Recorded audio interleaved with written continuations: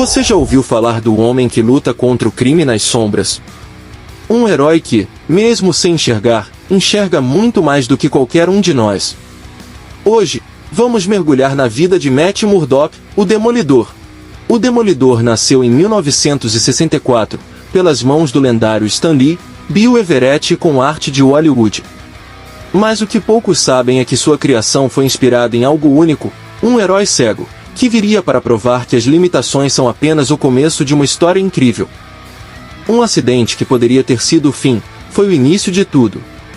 Matt Murdock perdeu a visão, mas ganhou muito mais do que olhos poderiam oferecer. Seus outros sentidos ficaram super desenvolvidos, tornando-o mais perigoso do que jamais poderiam imaginar. Mas Matt Murdock não luta só contra criminosos, ele luta contra seus próprios demônios. Um homem dividido entre o que é certo e o que é necessário, guiado por sua fé católica. Sua moralidade é o que o impede de se perder nas sombras de Hell's Kitchen. Um advogado durante o dia. Um vigilante à noite. Ele vive uma vida dupla. A justiça no tribunal nem sempre basta, e o Demolidor é quem traz o equilíbrio, mas isso tem um preço. Em uma das histórias mais ousadas dos quadrinhos, a identidade de Matt Murdock foi exposta para o mundo. E essa não foi a única reviravolta em sua jornada.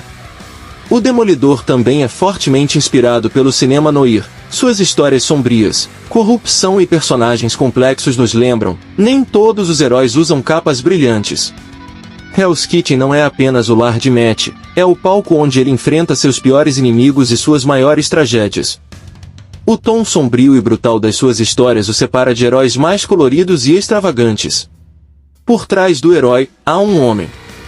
E como todo homem, ele também já se apaixonou, e se machucou. Karen Page, Elektra, até mesmo a Viúva Negra.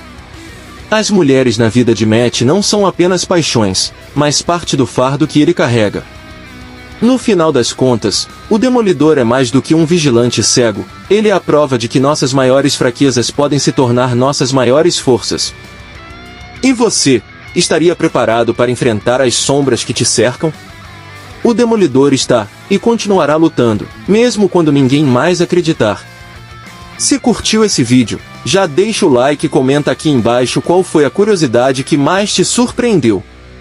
Aperta o sininho e se inscreva no canal.